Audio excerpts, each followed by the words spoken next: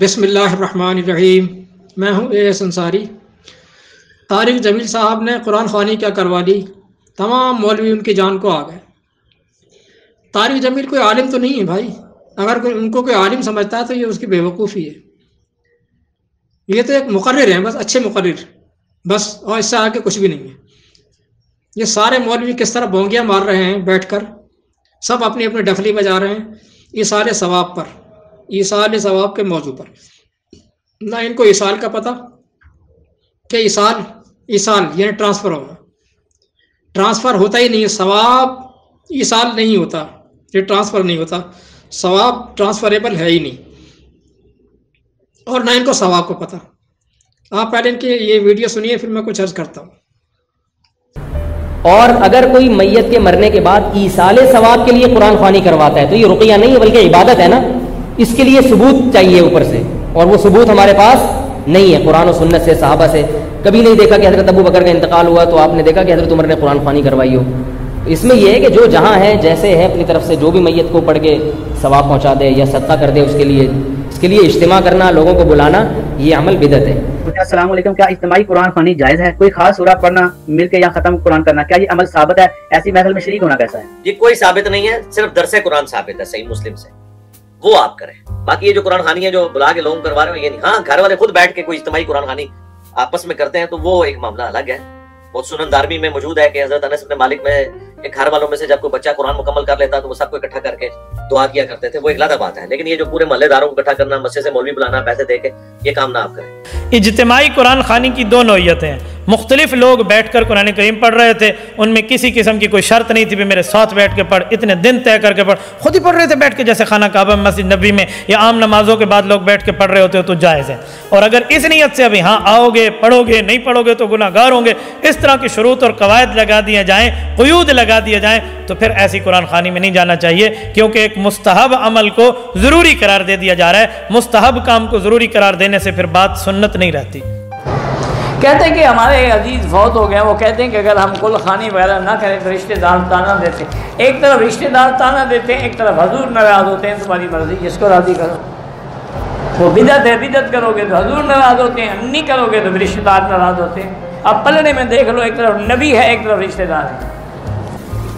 دیکھیے ایصال ثواب کے ضمن میں دو رائے ہیں ہمارے ہاں۔ اکثریت جو بھی ہمارے ہاں سنی علماء ہیں، دیوبندی بھی بریلوی بھی، وہ اس کے قائل ہیں کہ ایصال ثواب ہوتا ہے مالی عبادت کا بھی اور بدنی عبادت کا بھی۔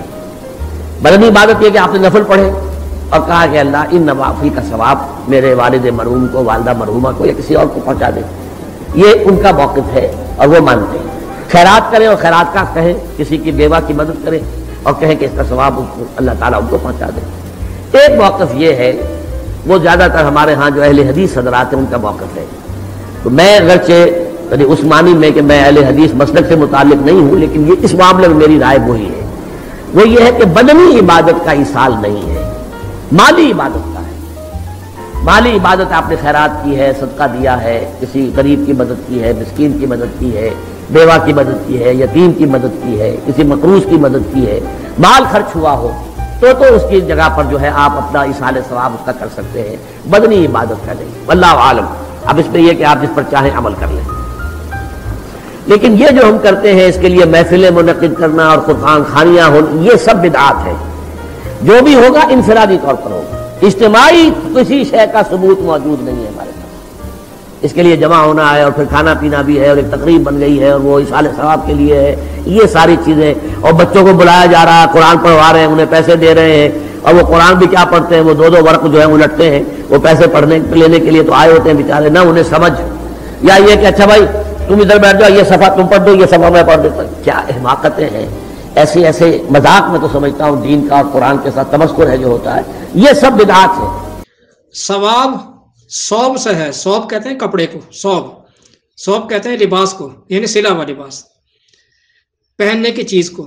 عربی میں ثواب کے معنی ہوتے ہیں کسی کام کا ایسا نتیجہ جو اس کام کے کرنے والے سے لپٹ جائے، چمٹ جائے، جیسے کپڑا لپٹ جاتا ہے نا، چمٹ جاتا ہے، اس طرح سے علیحدہ نہ ہو، جیسے لباس اس کے بدن سے لگا رہتا ہے، علیحدہ نہیں ہوتا، اسی طرح ثواب بھی کرنے والے کے سے لگا رہتا ہے، لپٹا رہتا ہے، چمٹا رہتا ہے، اس سے الگ نہیں ہوتا۔ جس طرح کپڑا اس کے بدن سے الگ نہیں ہوتا. لہٰذا پہلی چیز تو آپ ثواب میں یہ ہے کہ ایصال یہ ٹرانسفر نہیں ہو سکتا. ثواب جو ہے یہ ٹرانسفر نہیں ہوتا، ایصال نہیں ہوتا.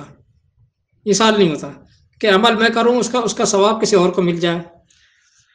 اور لفظ ایصال بھی نہیں ہے قرآن کے اندر، ایصال ہے ہی نہیں. ایصال جو ہے یہ باب افعال سے ہے اور یہ مصدر ہے، اس مصدر ہے. لہذا یہ مصدر ہی نہیں ہے قرآن کے اندر باب افعال سے. ایصال کا لفظ ہی نہیں تو ایصال ہو کہاں سے جائے گا؟ اچھا، اور پھر اس کا ایصال کے معنی ٹرانسفر ہونا، یعنی کسی کا عمل کسی کو پہنچ جانا، کوئی کام کسی دوسرے تک پہنچ جانا. تو لہذا آگ میں ہاتھ میں ڈالوں اور جل کسی اور کا جائے، ناممکن.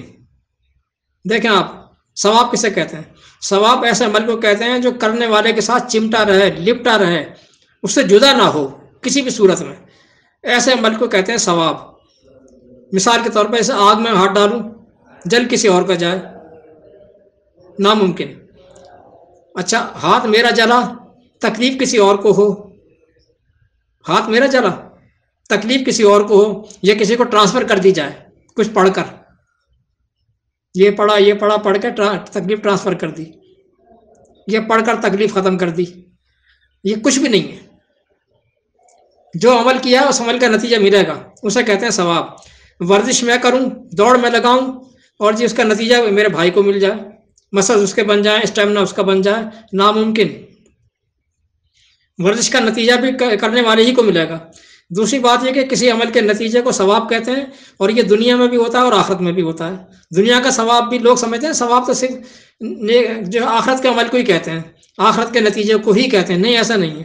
ثواب دنیا میں نتیجہ ملنے کو بھی کہتے ہیں ثواب، اور آخرت میں نتیجہ ملنے، کسی عمل کا نتیجہ دنیا میں ملے تو وہ دنیا کا ثواب، اور کسی عمل کا نتیجہ آخرت میں ملے تو وہ آخرت کا ثواب. دیکھیں قرآن کیا کہتا ہے. کہتا ہے ومن یرد ثواب الدنیا نؤتیہ منہا ومن یرد ثواب الآخرت نؤتیہ منہا. کہتا ہے جو دنیا کا ثواب لینا چاہے ہم اسے دنیا میں دے دیتے ہیں، اور جو آخرت میں ثواب لینا چاہے آخرت کا اسے ہم آخرت میں دیتے ہیں. 3/145. اس آیت سے پتہ چلا کہ ثواب اس نتیجے کو کہتے ہیں کہ جو کسی شخص کے ساتھ چمٹا ہوا ہو اور اس کے سامنے اس کو لگا رہے، اس کے سامنے آ جائے، ویزیبلی اور فزیکلی سامنے آ جائے. اب آتے ہیں کسی مردے کے عمل کے نتیجے کو. اب مرنے والے پر آ جاتے ہیں. تو سوال یہ کہ مرنے والا تو کچھ کرنے کے قابل ہی نہیں رہتا. وہ کچھ کرے گا، کچھ عمل کرے گا، کچھ کام کرے گا تو اس کا ثواب ملے گا نا. وہ تو اس کا عمل منقطع ہو گیا. جب عمل منقطع تو ثواب بھی منقطع. ثواب تو ٹرانسفر ہوتا ہی نہیں ہے. عمل منقطع، ثواب بھی منقطع. مرنے والے کا عمل منقطع ہو گیا. قرآن کا اتنا پکا اصول ہے کہ کام کا بدلہ کرنے والے کو ہی ملتا ہے. یہ بہت آیات ہیں قرآن میں، لیکن میں نے یہاں صرف ایک کوٹ کی ہے.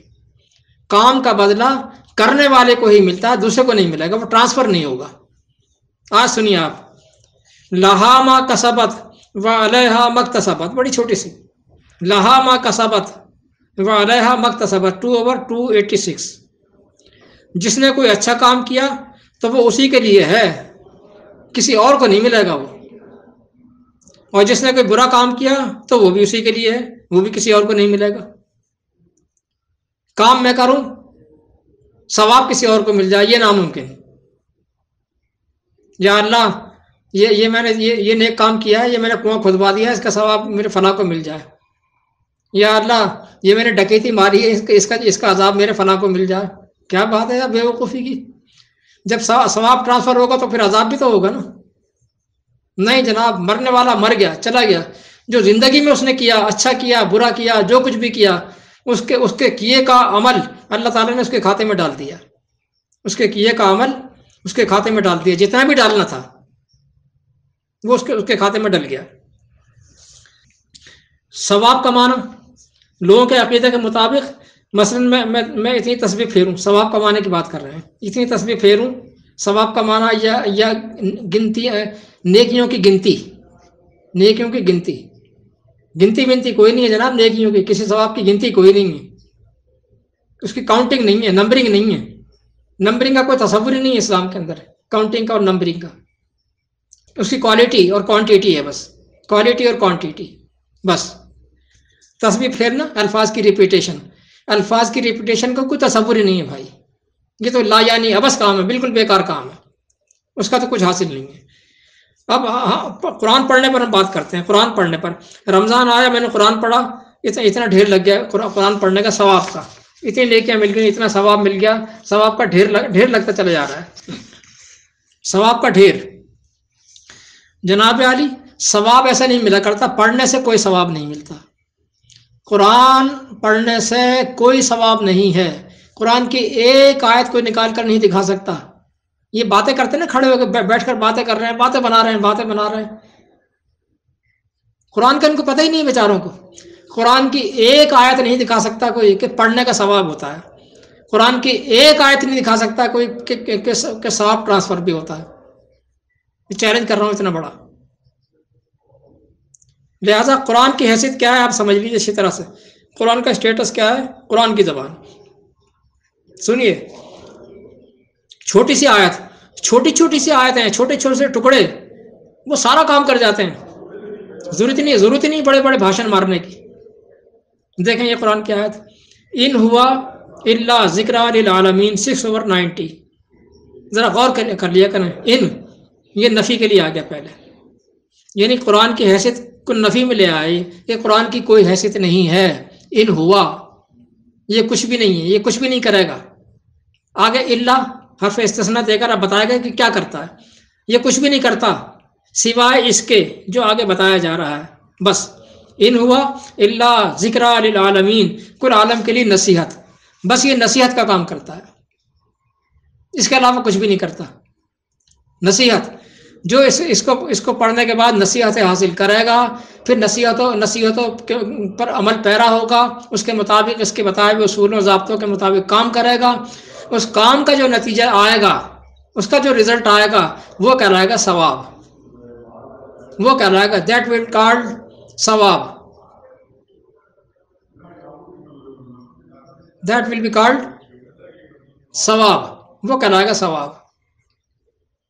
کام کا نتیجہ، پڑھنے سے کچھ بھی نہیں ملے گا۔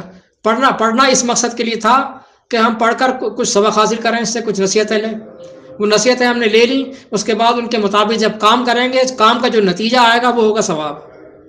6/90، یہ کچھ نہیں سوائے اس کے نصیحت کل عالم کے لیے، یعنی اس میں احکامات ہیں، تنبیہات ہیں، یہ کرو، یہ مت کرو، ایسا کرو گے تو یہ نتیجہ برآمد ہوگا، ویسا کرو گے تو یہ برائی آئے گی۔